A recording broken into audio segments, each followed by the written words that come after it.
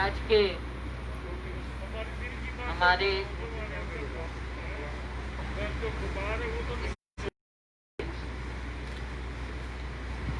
मुख्य अतिथि हमारे प्रभारी जिन्होंने अभी अभी कार्यभार संभाला है, श्री विवेक बांसल जी, हमारे मंत्री श्री भूपेंद्र सिंह हुड्डा जी, कैप्टन अजय यादव जी, पूर्व अध्यक्ष श्री फूलचंद मौलाना जी, पूर्व अध्यक्ष श्री धर्मपाल मलिक जी, एआईसीसी में सेक्रेटरी श्री वीरेंद्र राठौर जी, श्री आशीष दुआ जी, हमारे सीएलपी के डिप्टी लीडर श्री आफ्ताब अहमद जी, पूर्व केंद्रीय मंत्री श्री जयप्रकाश जी, पूर्व स्पीकर श्री चट्टा जी, पूर्व स्पीकर श्री कुलदीप शर्मा जी, सीनियर नेता, वैसे तो बहुत से बैठे हैं, सभी यहाँ पर सीनियर सम्मानित हैं, श्री दांगी जी, श्री सुभाष बत्रा जी, श्री कृष्णमूर्ति हुड्डा जी, बहन गीता बुक्कल जी, श्री जयवीर वाल्मीकि जी, बहन शकुंतला खटक जी, फ्रंटल ऑर्गेनाइजेशंस के हमारे सभी सम्मानित अध्यक्षगण, महिला Congress, youth Congress, NSUI, minorities, legal department,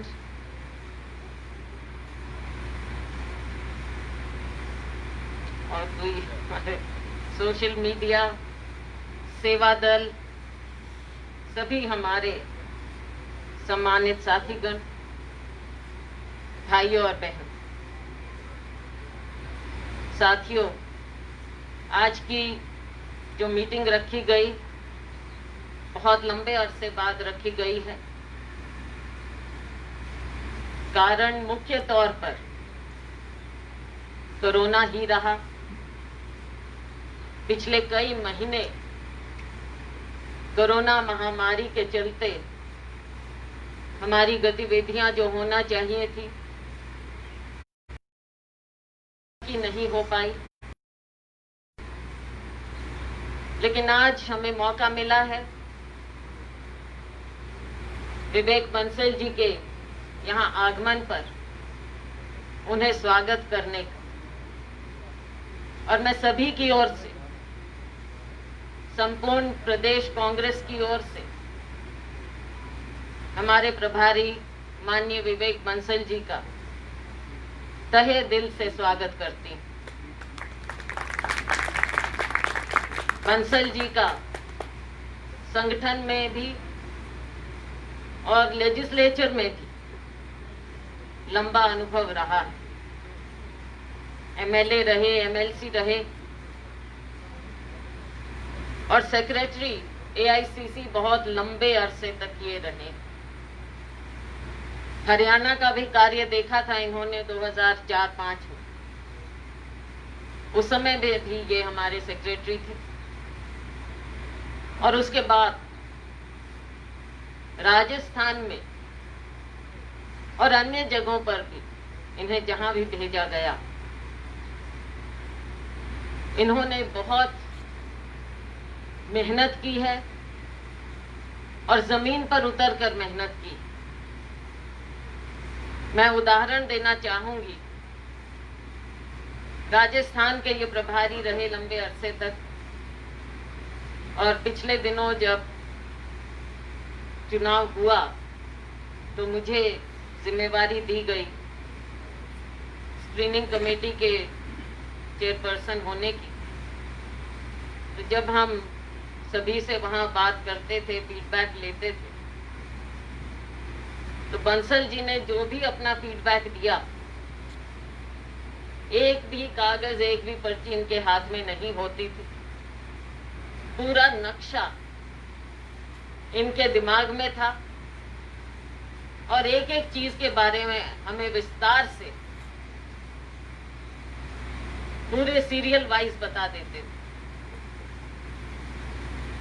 वहां के बारे में इतनी जानकारी ये रखते रहे और मुझे पूरा विश्वास है कि आज जो इनके ऊपर इतनी जिम्मेवारी दी है श्रीमती सोनिया गांधी जी ने और राहुल जी ने, उसे ये उसी लगन से निभाएंगे। प्रभारी हैं हरियाणा के, मेरे कई साथियों ने कहा और सच्चाई कि यहां पर हमारे नेताओं की कमी नहीं है। मैं कहना चाहूंगी हमारे वर्कर्स की कमी नहीं है, जमीन से जुड़े हुए लोगों की कमी नहीं है और जनता की इच्छा में भी कोई कमी नहीं है। लेकिन संगठन एक ऐसी चीज है कांग्रेस पार्टी की जिसका हमें सभी को अभाव महसूस होता रहा है। लेकिन मैं आप सभी के माध्यम से, आप सभी यहाँ पर मौजूद हैं, सभी जिम्मेवार लोग हैं, हमारे सीनियर मोस्ट नेता हैं, कि आने वाले वक्त में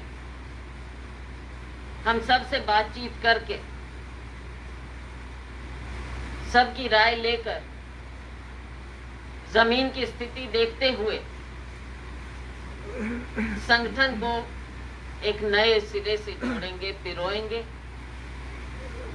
ताकि इतने लंबे समय की कमी को हम दूर कर सकें। लोगों की इच्छा भी और सबके दिल से ये आवाज निकलती और मुझे कहते हैं लोग कि अब तो जल्दी से संगठन बना दो।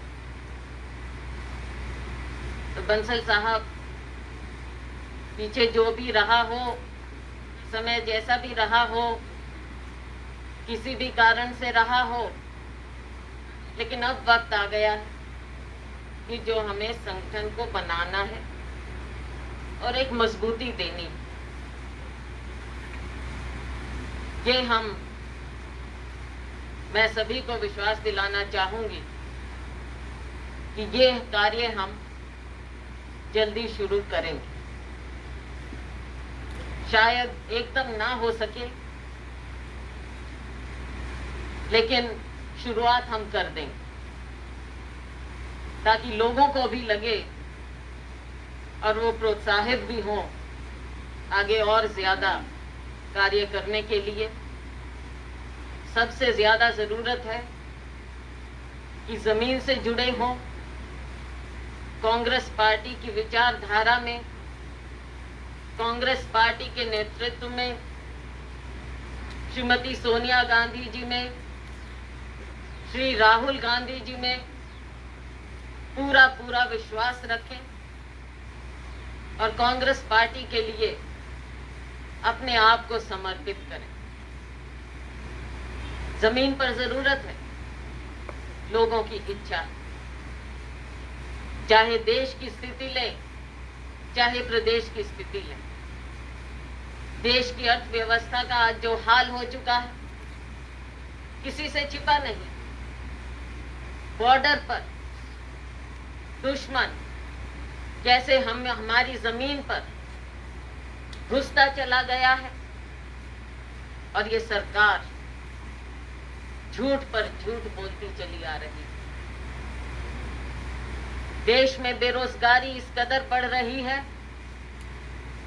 हमारा कारोबार इस कदर ठप हो रहा है, चाहे वो नोटबंदी से शुरू हुआ हो, चाहे जीएसटी जिस तरह से इम्प्लीमेंट हुआ हो, और सबसे कड़ी मार कोरोना की रही हो। और कोरोना से भी ज्यादा मैं समझती हूँ कि इस सरकार की जन विरोधी नीतियां हैं जिसने हमारे आम जन मानस की कमर तोड़ दी, चाहे वो गरीब से गरीब इंसान हो, आखिरी छोर पर बस रहा हो, हमारा दलित हो, हमारा पिछड़ा हो या कोई भी गरीब, आज उसकी हालत बदतर हो गई। वही मनरेगा जिसको ये लंबी लंबी बुरी भली कहा करते थे, आज देश को, देश के गरीब को बचाने वाला वही मनरेगा। चाहे कोरोना की बात हो, चाहे चीन की बात हो, चाहे अर्थव्यवस्था की बात हो, चाहे बेरोजगारी की बात हो, इनको अगर किसी ने चौकन्ना किया है, किसी ने आगे बढ़कर इनको चुनौती दी है, तो वो राहुल गांधी जी ने दी। बता दीजिए, विपक्ष में किसी की भी आवाज, किसी का सुर ऐसा है जो इस भारतीय जनता पार्टी सरकार को, प्रधानमंत्री जी को आईना दिखा सके? किसी में हिम्मत नहीं। सब अपनी अपनी बात में उलझे हुए हैं। किसी का कोई स्वार्थ है, किसी का कोई स्वार्थ है। कोई निडर होकर आवाज उठा रहा है आम आदमी की, गरीब आदमी की, किसान की, मजदूर की, बेरोजगार की, युवा की, देश हित की, तो वो केवल राहुल गांधी। साथियों, हमारे राज्य की अगर हम बात करें, अनेकों मुद्दे हैं। मेरे साथियों ने, हुड्डा साहब ने उन पर नजर डाली, आपको बताया। आप और हम हर रोज इन मुद्दों को उठाते हैं। चाहे सरकार बनने की बात हो,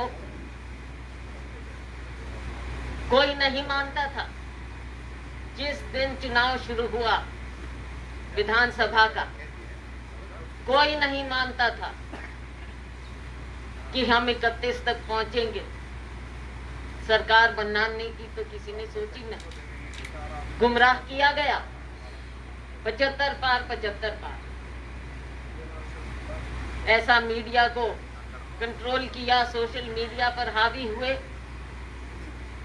कितनी सीटें हमारी थोड़े से मार्जिन से रहती, स्थिति ऐसी बनी। लेकिन लोगों ने असलियत दिखाई, और असलियत यही थी कि भारतीय जनता पार्टी की सरकार को हरियाणा के लोग नहीं चाहते थे। ये 40 पर सिमट कर रहे। विपक्ष ज्यादा सीटें लेकर आया, और ये कैसी विडंबना है कि जिन्होंने इनके खिलाफ बड़ी बड़ी बातें कही, विपक्ष के नाम पर वोट लिया, वो इन्हीं की झोली में जाकर बैठ गए। इनके सरकार में, इनके कुशासन में वो हिस्सेदार हो गए। आज के दिन जो भाजपा जजपा सरकार है, सबसे करप्ट सरकार, घोटालों पर घोटाले,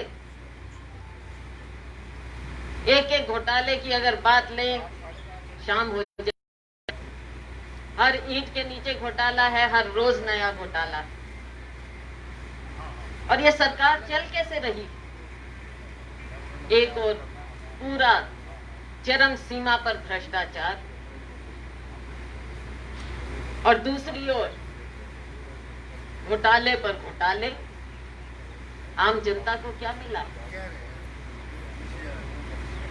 और फिर चाहे हम यहाँ पर कानून व्यवस्था की बात करें, चाहे गरीबों पर, दलितों पर, पिछड़े वर्ग पर, माइनॉरिटीज पर अत्याचार की बात करें, वो बढ़ता चला जा रहा है। स्थिति इनसे बेकाबू होती चली जा रही। कंफ्यूज्ड सरकार है ये। एक दिन एक फैसला, अगले दिन दूसरा फैसला। एक दिन एक बात कहेंगे, दूसरे दिन वापस ले लेंगे।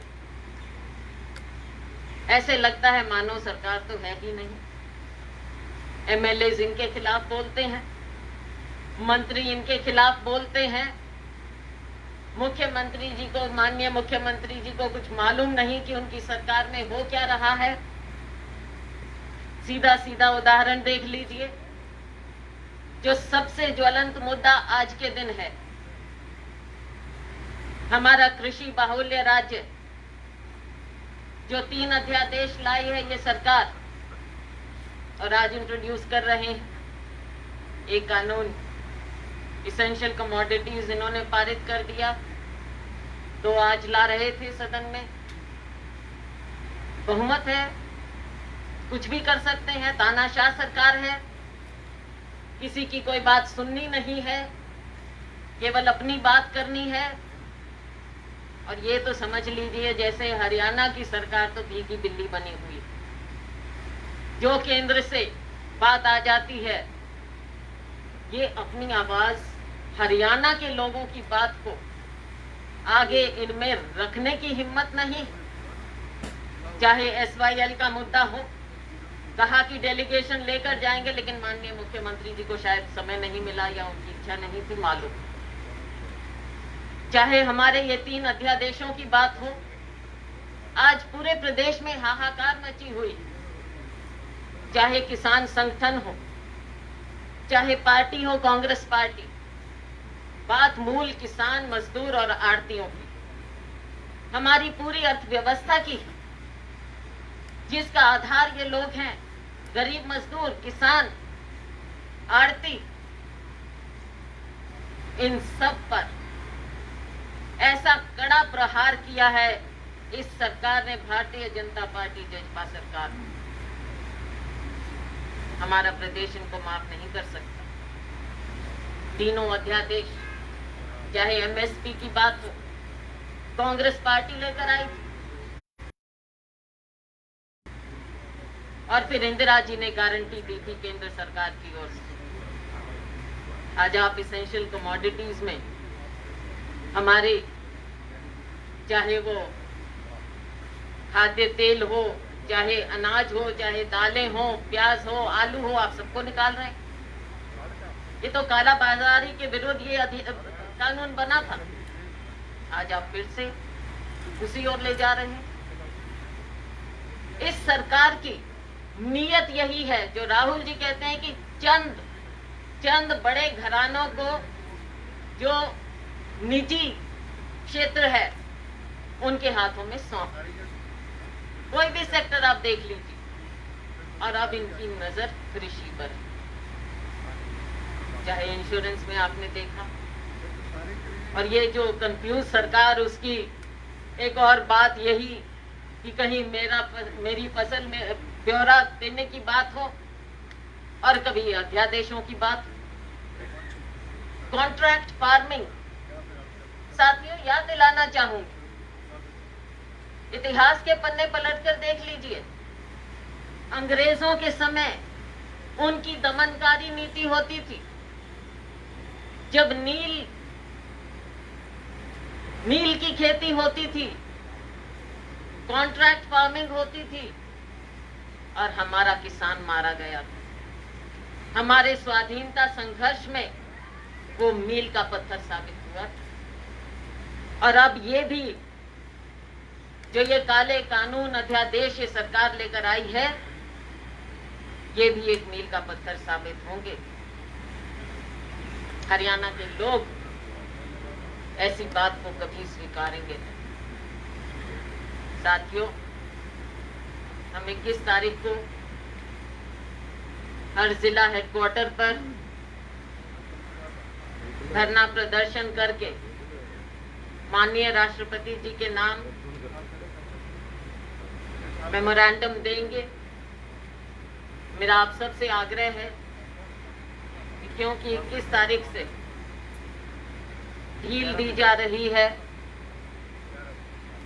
लोग इकट्ठा हो सकते हैं पहले से ज्यादा, तो आप सभी लोग, क्योंकि आप प्रतिनिधि हैं लोगों के भी और कांग्रेस पार्टी के भी, तो आप बढ़ चढ़कर हमारे किसान, मजदूर, आड़तियों की आवाज को उठाइए। समय समय पर चाहे किसी की भी बात हो, चाहे हमारे युवाओं की बात हो, इनकी शिक्षा की बात हो, चाहे बढ़ती हुई बेरोजगारी की बात हो, चाहे काम धंधा बंद होने की बात हो, कुछ भी हो, आप लोगों ने डीजल पेट्रोल की कीमत बढ़ी, आप लोगों ने बहुत सारे हर बार आपने धरने प्रदर्शन किए हैं कोरोना के समय में। तो साथियों, हमें तैयार रहना चाहिए। 24 घंटे के नोटिस पर भी, चाहे एआईसीसी की हिदायत हो, चाहे हमारे हरियाणा का कोई भी मुद्दा हो, हम सबको हमेशा तैयार रहना चाहिए कि हम लोगों के बीच में जाएं। आने वाला वक्त है जब हमको कमर कसनी हो, लोगों के बीच में रहेंगे, क्योंकि और कोई विपक्ष है नहीं और सभी लोग दिल से कांग्रेस पार्टी को चाहते हैं। हम सबका फर्ज है कि हम लोगों की आवाज को सुनें, हमारे नेतृत्व की, सोनिया जी की, राहुल जी की बात को सुने, उनके आदेश को माने और हमेशा तत्पर रहे जमीन पर उतरने के लिए। लोगों की लड़ाई हमने भारतीय जनता पार्टी की जन विरोधी नीतियों के खिलाफ हमने हर तरह से लड़नी, जमीन पर, विधानसभा में, सदन में, हर तरह से लड़ेंगे। और आने वाले वक्त में हमको जेल भी जाना पड़ेगा तो हम सब जेल भी जाएंगे। लाठियों से कांग्रेस पार्टी डरती नहीं है। ये सरकार तो कायर है जो निहत्थे किसानों पर लाठियां बरसाती है, आवाज सुनती नहीं, उनकी बात सुनती नहीं, लाठियां बरसाती। हम भी लाठियों से नहीं डरते साथ। चाहे कोई भी बात हो, किसी का मुद्दा हम सब ने उठाना है, चाहे लोकल है, चाहे स्टेट लेवल के हैं, चाहे राष्ट्रीय लेवल के, हर बात को हमने उठाना है, लोगों के बीच में हमें जाना है। साथियों, अंत में, क्योंकि अब हम सभी लोग पहली मीटिंग में बैठे हैं, किसी को महसूस ना हो, आप सभी आदरणीय हैं और सभी अपना अपना अनुभव रखते हैं, सीनियर लोग भी हैं, नौजवान ऊर्जा वाले भी, और सबकी आवाज कांग्रेस पार्टी में महत्व रखती है। बंसल जी आज आए हैं, आज हम इनका स्वागत करते हैं।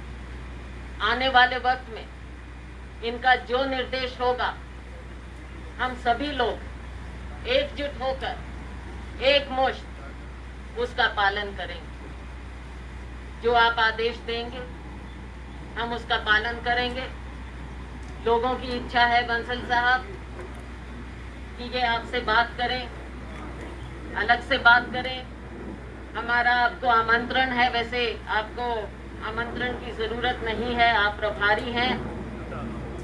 कभी भी आप चाहे राज्य में कहीं जाना चाहें या यहाँ पर पीसीसी ऑफिस में जब कभी आप आना चाहें, हमारे साथियों से मिलना चाहें, आप हमें आदेश कीजिए, हम हर तरह की मीटिंग आपके लिए ऑर्गेनाइज करें।